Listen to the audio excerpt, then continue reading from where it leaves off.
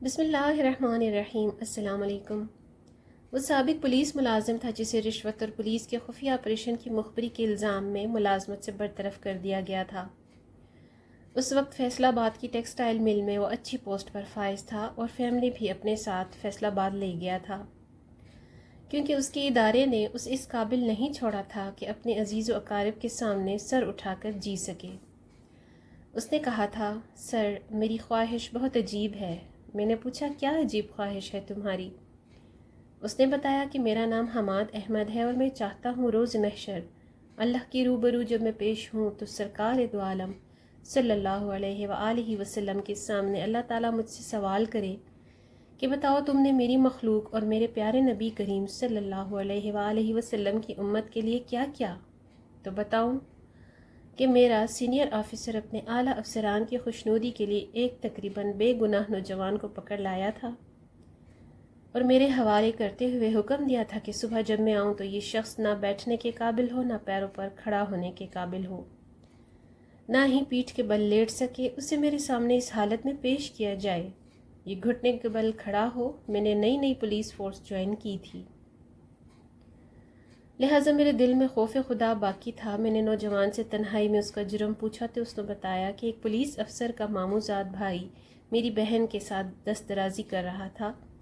میرے منع کرنے پر بھی باز نہیں آیا تو میں نے اسے بزور بازو روکا۔ اپنی بہن کی عزت کی حفاظت کر کے ابھی گھر پہنچا ہی تھا کہ قانون کے رکھوالے اس پولیس افسر کے ماموزاد کے ہمراہ میرے دروازے پر پہنچ گئے، مجھے پکڑ کر گاڑی میں بٹھایا اور جس لڑکے کو میں نے اپنی بہن کے ساتھ بدتمیزی کرنے سے منع کیا تھا اسی لڑکے نے مجھے طاقت جتاتے ہوئے کہا، اب تیری بہن ہی تجھے چھڑا کر لائے گی مگر مجھے خوش کرنے کے بعد۔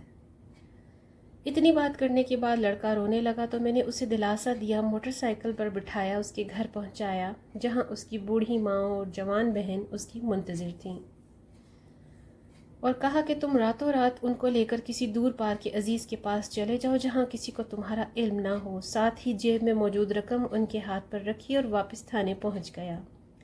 میں نے یہ سب کچھ اس وجہ سے کیا کیونکہ مجھے پتا تھا نہ تو اس لڑکے کو قانونی طور پر گرفتار کیا گیا تھا، نہ ہی کسی ریکارڈ میں تھا،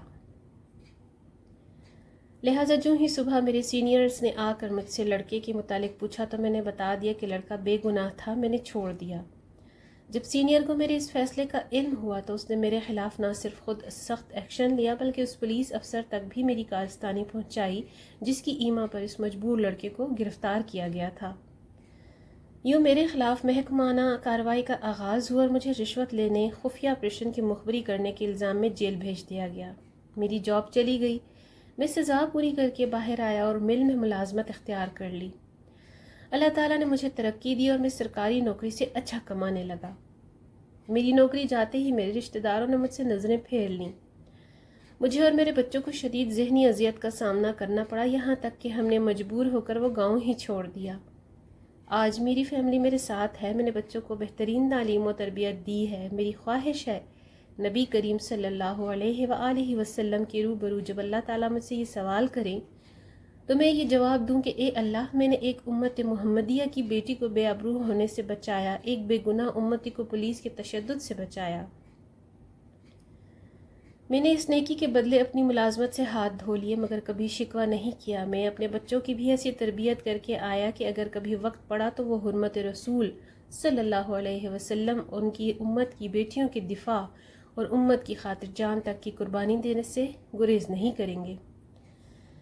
حماد احمد صاحب کی بات ختم ہوئی تو بے اختیار میرا دل چاہا کہ اس شخص کے قدم چوم لوں۔ مجھے یقین ہے روز محشر جب یہ اپنی قربانی کا ذکر کرے گا تو اسے سایہ عرش و شفاعت رسول اللہ صلی اللہ علیہ وآلہ وسلم ضرور نصیب ہوگی۔ ویڈیو اگر اچھی لگے تو لائک اور شیئر ضرور کیجیے گا۔ مزید ایسی ویڈیوز کے لیے چینل پر نئے ہیں تو سبسکرائب کر لیجیے۔ اگلی ویڈیو تک اللہ حافظ۔